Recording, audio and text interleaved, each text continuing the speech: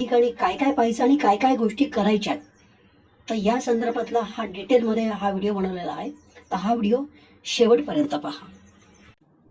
तुम्हाला मी आधी सांगितल्याप्रमाणे 1378 साली वाशिम जिल्ह्यातील लाडकरंजा या ठिकाणी श्री नृसिंह सरस्वती महाराजांचा जन्म एका देशस्थ ब्राह्मण कुटुंबामध्ये झाला. वडिलांचे नाव माधव तर आईचे नाव अंबा भवानी. या बाळाचे नाव त्यांनी नरहरी आणि शाळीग्राम देव असे ठेवले. बाळ तर मोठा होऊ लागला, परंतु आई वडिलांच्या एक गोष्ट लक्षात आली की बाळ काही बोलत नाहीये. कुठल्याही प्रश्नाचं उत्तर तो फक्त ओम या शब्दानेच द्यायचा. ओम व्यतिरिक्त बाळ काहीच बोलत नव्हता.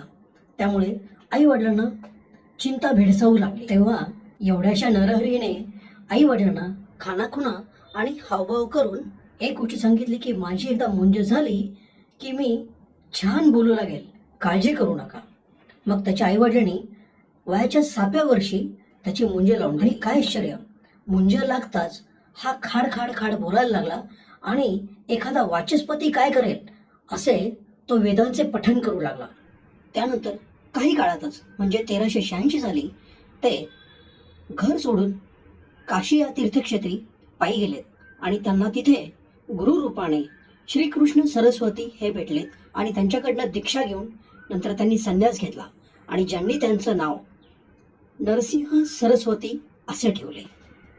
पुढे त्यांनी भारतभर तीर्थक्षेत्रांना भेटी देत भ्रमण केले.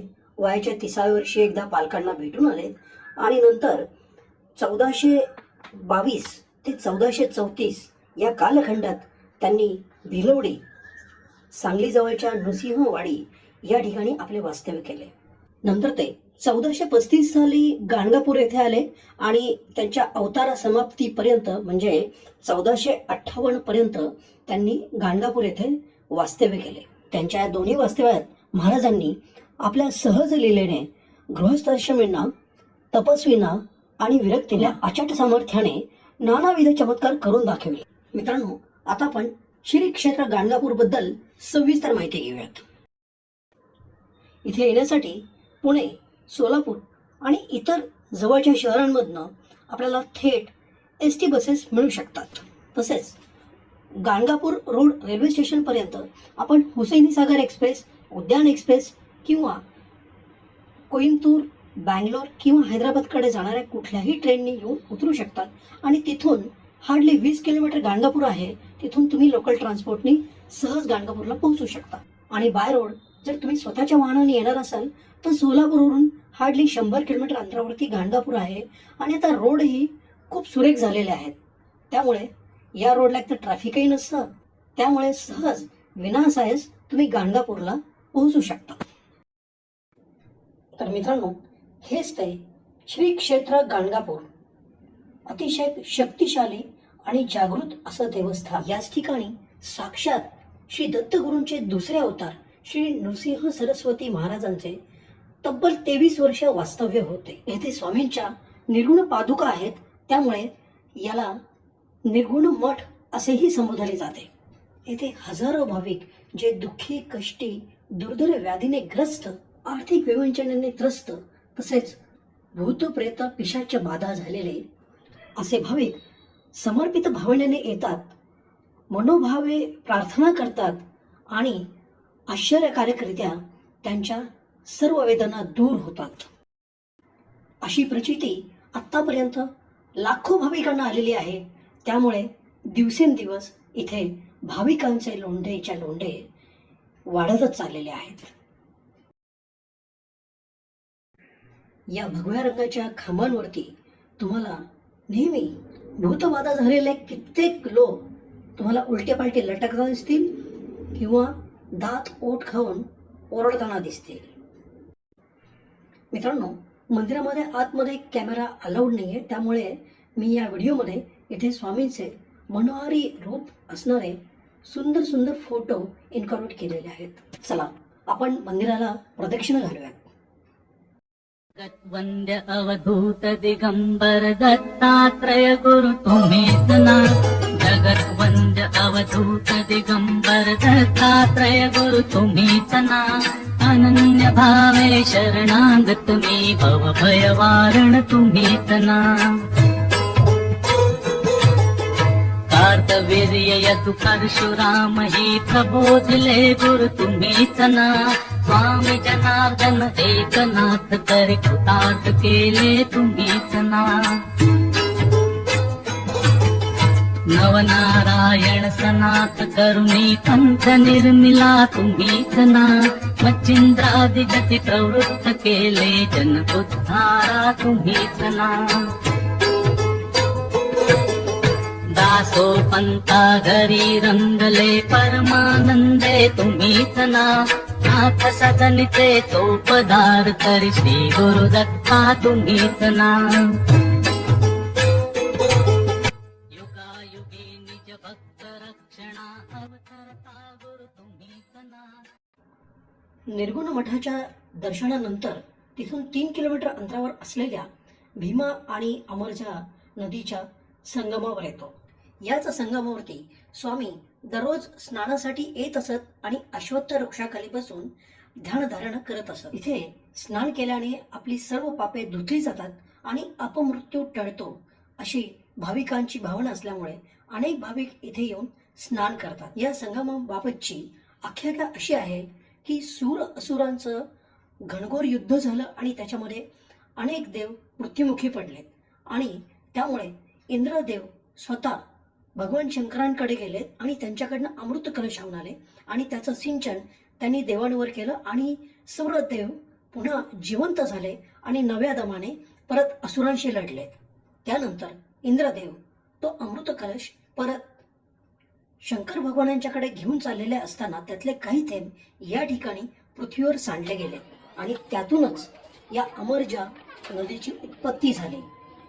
पंढरपुराकडून आलेली भीमा नदी, जिला चंद्रभागा असं संबोधलं जातं, तिच्यामध्ये या ठिकाणी उत्पन्न झालेली अमरजा नदी संगम पावते. या संगमामध्ये स्नान केल्याने प्रयाग स्नानाचे पुण्य लाभते आणि ही भीमा नदी या ठिकाणी उत्तर वाहिनी असल्यामुळे ती गंगेपेक्षाही जास्त पवित्र असल्याचे मानले जाते.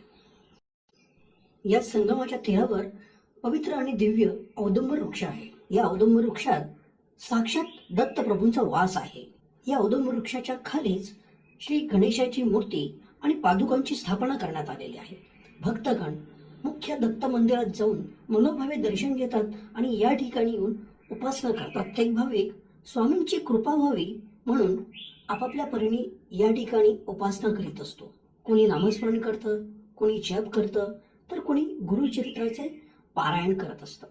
या ठिकाणी या वृक्षाच्या सभोवताली तुम्ही पाहू शकाल शेकडो जण गुरुचरित्राचे पारायण करताना आपल्याला दिसतील. इथे संगमामध्ये स्नान करून या वृक्षाभोवती 11 किंवा 21 प्रदक्षिणा पूर्ण केल्यावर भाविक सर्व व्याधीपासून मुक्त होतो आणि त्याच्या सर्व मनोकामना पूर्ण होतात आणि म्हणूनच या वृक्षाला कल्पवृक्ष असे संबोधले जाते.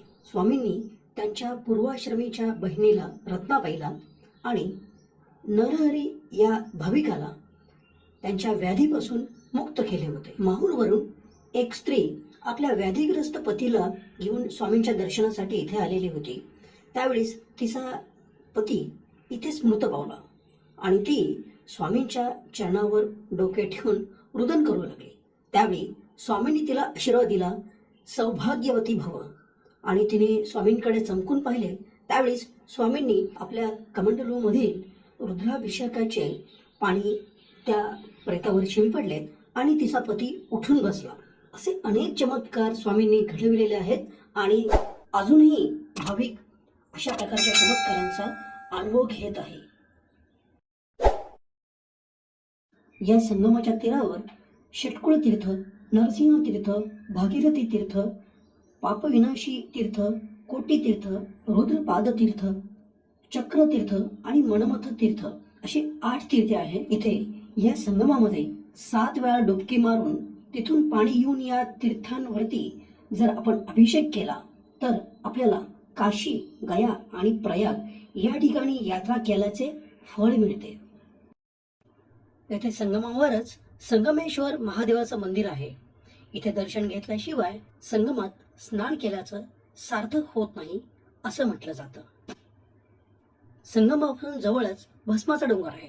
आता भस्माचा डोंगर म्हणजे काय, तर भगवान परशुरामांनी याच ठिकाणी लोककल्याणासाठी अनेक यत्न केलेले होते.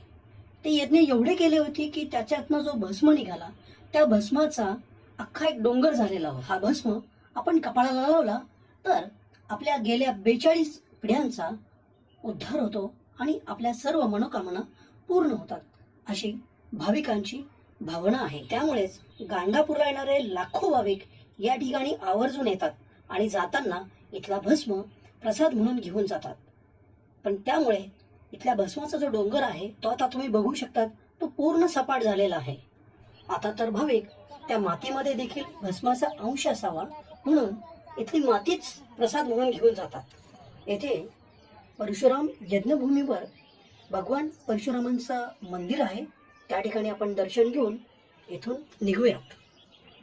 संगमाकडून निर्गुण मठाकडे परतताना रस्त्यामध्ये कल्लेश्वर तथा स्वयंभू शनेश्वर मंदिरामध्ये जाऊन दर्शन घ्यावे. येथेच आपल्याला पंचमुखी गजानन आणि नवग्रहांचे दर्शन घडते. तसेच नरसिंह विश्रांती कट्टा या ठिकाणी जाऊन आवर्जून दर्शन घ्यावे. संगमाकडून निर्गुण मठाकडे जाताना स्वामी या कट्ट्यावर काही काळ विश्रांती घेत असत आणि केवळ त्यांच्या सहवासाने ही जमीन जी पूर्वी नापीक होती त्या ठिकाणी डौलर पीक डोलू लागले. मंदिरामध्ये परतेपर्यंत आता भुकेची वेळ झालेली असते. त्यामुळे आता आपण या ठिकाणी जाऊन माधुकरी तथा महाप्रसादाचा लाभ घ्यावा. असे सांगितले जाते की स्वामी कुणाच्याही रूपात येऊन माधुकरी घेऊन जातात. त्यामुळे कित्येक भाविक या ठिकाणी स्वहस्ते अन्नदान करीत असतात. महाप्रसादाचा यथेच्छ लाभ घेतल्यानंतर संध्याकाळचा पालखी सोहळा मात्र चुकवू नये आणि पालखी सोहळा झाल्यानंतर आपली गाणगापूरची यात्रा सफल झाली असे म्हणायला हरकत नाही.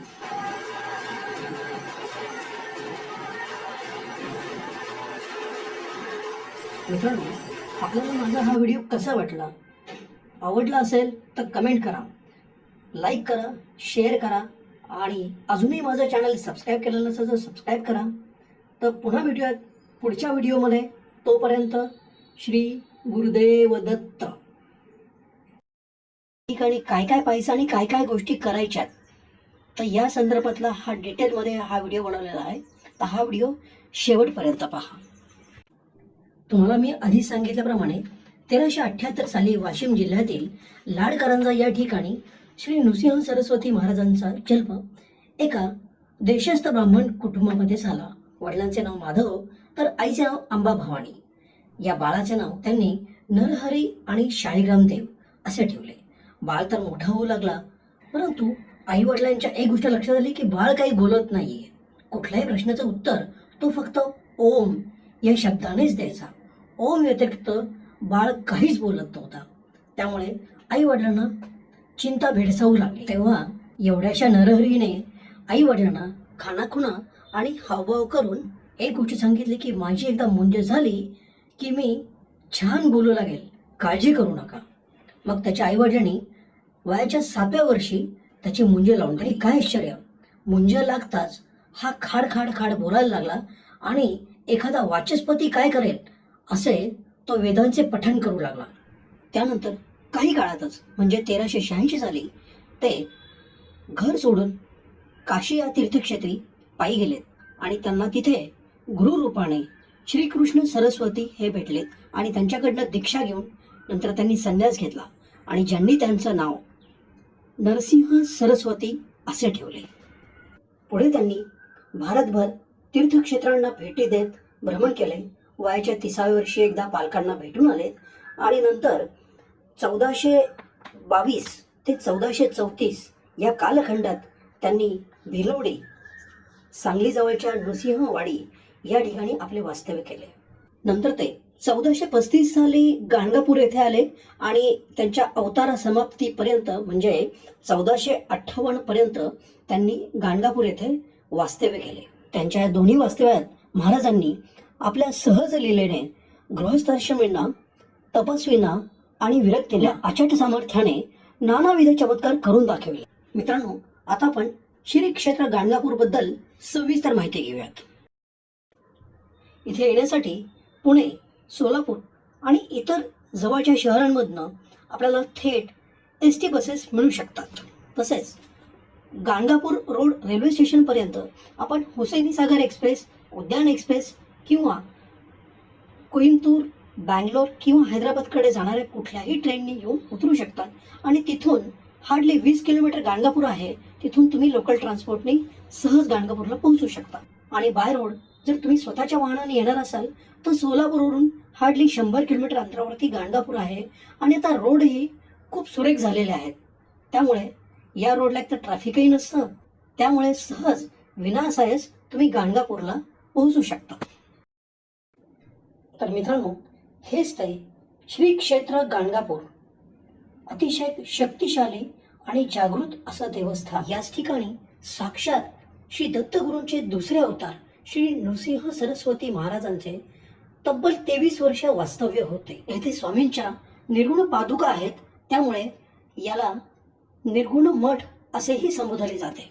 येथे हजारो भाविक जे दुःखी, कष्टी, दुर्धर व्याधीने ग्रस्त, आर्थिक विवंचनेने त्रस्त, तसेच भूत प्रेत पिशाच बाधा झालेले असे भाविक समर्पित भावनेने येतात, मनोभावे प्रार्थना करतात आणि आश्चर्यकारकरित्या त्यांच्या सर्व वेदना दूर होतात.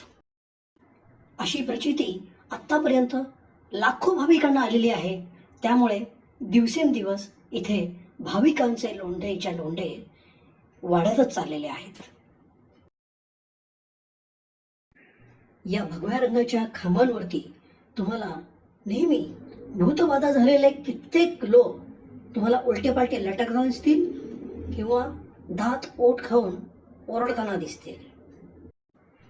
मित्रांनो, मंदिरामध्ये आतमध्ये कॅमेरा अलाउड नाही आहे, त्यामुळे मी या व्हिडिओमध्ये इथे स्वामींचे मनोहारी रूप असणारे सुंदर सुंदर फोटो इन्कॉर्पोरेट केलेले आहेत. चला आपण मंदिराला प्रदक्षिणा घालूया. वंद्य अवधूत दिगंबर दत्तात्रय गुरु तुम्हीच ना. जगत वंद्य अवधूत दिगंबर दत्तात्रय गुरु तुम्हीच ना. अनन्य भावे शरणांग तुम्ही, भव भय वारण तुम्हीच ना. कार्तवीर्य यतु परशुराम हे प्रबोधिले गुरु तुम्हीच ना. स्वामी जनार्दन एकनाथ तरी कृतार्थ केले तुम्हीच ना. नवनारायण सनाथ करुणी पंथ निर्मिला तुम्हीच ना. मच्छिंद्रादि गती प्रवृत्त केले जन उद्धारा तुम्हीच ना. दासो पंता घरी रंगले परमानंदे तुम्हीच ना. नाथ सजनिते तो पदार्थ श्री गुरु दत्ता तुम्हीच ना. युगायुगी निज भक्त रक्षणा अवतरता गुरु तुम्हीच ना. निर्गुण मठाच्या दर्शनानंतर तिथून 3 किलोमीटर अंतरावर असलेल्या भीमा आणि अमरजा नदीच्या संगमावर येतो. याच संगमावरती स्वामी दररोज स्नानासाठी येत असत आणि अश्वत्थ वृक्षाखाली बसून ध्यानधारणा करत असत. इथे स्नान केल्याने आपली सर्व पापे धुतली जातात आणि अपमृत्यू टळतो अशी भाविकांची भावना असल्यामुळे अनेक भाविक इथे येऊन स्नान करतात. या संगमाबाबतची आख्यायिका अशी आहे की सूर असुरांचं घनघोर युद्ध झालं आणि त्याच्यामध्ये अनेक देव मृत्युमुखी पडले आणि त्यामुळे इंद्रदेव स्वतः भगवान शंकरांकडे गेले आणि त्यांच्याकडनं अमृत कलश घेऊन आले आणि त्याचं सिंचन त्यांनी देवांवर केलं आणि सर्व देव पुन्हा जिवंत झाले आणि नव्या दमाने परत असुरांशी लढलेत. त्यानंतर इंद्रदेव तो अमृत कलश परत शंकर भगवानांच्याकडे घेऊन चाललेले असताना त्यातले काही थेंब या ठिकाणी पृथ्वीवर सांडले गेले आणि त्यातूनच या अमरजा नदीची उत्पत्ती झाली. पंढरपुराकडून आलेली भीमा नदी, जिला चंद्रभागा असं संबोधलं जातं, तिच्यामध्ये या ठिकाणी उत्पन्न झालेली अमरजा नदी संगम पावते. या संगमामध्ये स्नान केल्याने प्रयाग स्नानाचे पुण्य लाभते आणि ही भीमा नदी या ठिकाणी उत्तर वाहिनी असल्यामुळे ती गंगेपेक्षाही जास्त पवित्र असल्याचे मानले जाते. या संगमाच्या तीरावर पवित्र आणि दिव्य औदुंबर वृक्ष आहे. या औदुंबर वृक्षात साक्षात दत्तप्रभूंचा वास आहे. या औदुंबर वृक्षाच्या खालीच श्री गणेशाची मूर्ती आणि पादुकांची स्थापना करण्यात आलेली आहे. भक्तगण मुख्य दत्त मंदिरात जाऊन मनोभावे दर्शन घेतात आणि या ठिकाणी येऊन उपासना करतात. प्रत्येक भाविक स्वामींची कृपा व्हावी म्हणून आपापल्या परीने या ठिकाणी उपासना करीत असतो. कोणी नामस्मरण करतं, कोणी जप करतं, तर कोणी गुरुचरित्राचे पारायण करत असतं. या ठिकाणी या वृक्षाच्या सभोवताली तुम्ही पाहू शकाल शेकडो जण गुरुचरित्राचे पारायण करताना आपल्याला दिसतील. इथे संगमामध्ये स्नान करून या वृक्षाभोवती 11 किंवा 21 प्रदक्षिणा पूर्ण केल्यावर भाविक सर्व व्याधीपासून मुक्त होतो आणि त्याच्या सर्व मनोकामना पूर्ण होतात. आणि म्हणूनच या वृक्षाला कल्पवृक्ष असे संबोधले जाते. स्वामींनी त्यांच्या पूर्वाश्रमीच्या बहिणीला रत्नाबाईला आणि नरहरी या भाविकाला त्यांच्या व्याधीपासून मुक्त केले होते. माहूरवरून एक स्त्री आपल्या व्याधीग्रस्त पतीला घेऊन स्वामींच्या दर्शनासाठी इथे आलेली होती. त्यावेळेस तिचा पती इथेच मृत पावला आणि ती स्वामींच्या चरणावर डोके ठेवून रुदन करू लागली.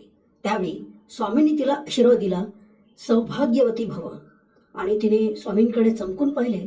त्यावेळेस स्वामींनी आपल्या कमंडलूमधील रुद्राभिषेकाचे पाणी त्या प्रेतावर शिंपडले आणि तिचा पती उठून बसला. असे अनेक चमत्कार स्वामींनी घडविलेले आहेत आणि अजूनही भाविक अशा प्रकारच्या चमत्कारांचा अनुभव घेत आहे.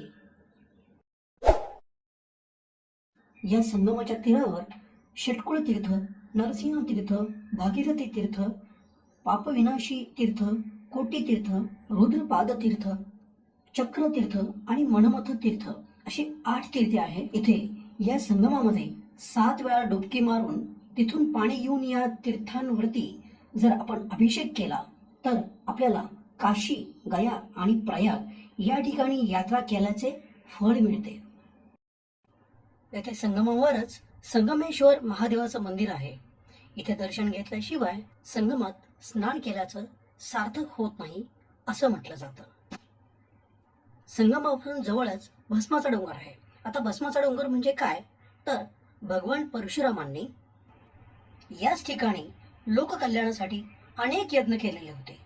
ते यज्ञ एवढे केले होते की त्याच्यातनं जो भस्म निघाला त्या भस्माचा अख्खा एक डोंगर झालेला होता. हा भस्म आपण कपाळाला लावला तर आपल्या गेल्या 42 पिढ्यांचा उद्धार होतो आणि आपल्या सर्व मनोकामना पूर्ण होतात अशी भाविकांची भावना आहे. त्यामुळेच गाणगापूरला येणारे लाखो भाविक या ठिकाणी आवर्जून येतात आणि जाताना इथला भस्म प्रसाद म्हणून घेऊन जातात.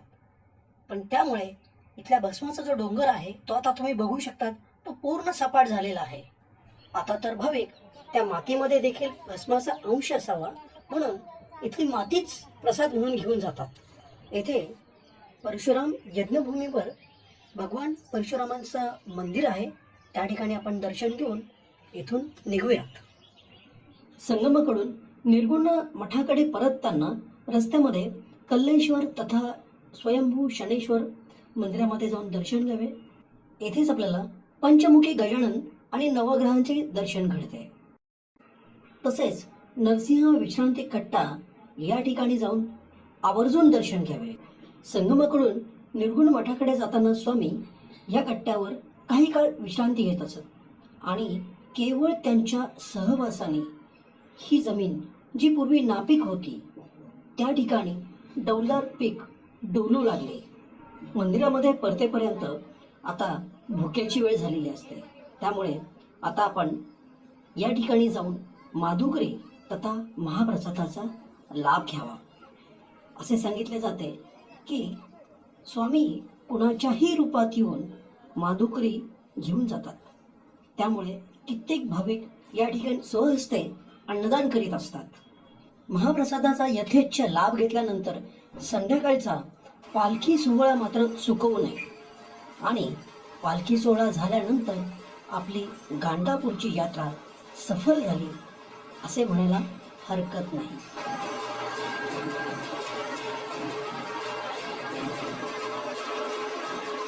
मित्रांनो, आपल्याला माझा हा व्हिडिओ कसा वाटला आवडला असेल तर कमेंट करा, लाईक करा, शेअर करा आणि अजूनही माझा चॅनल सबस्क्राईब केलेलं नसेल तर सबस्क्राईब करा.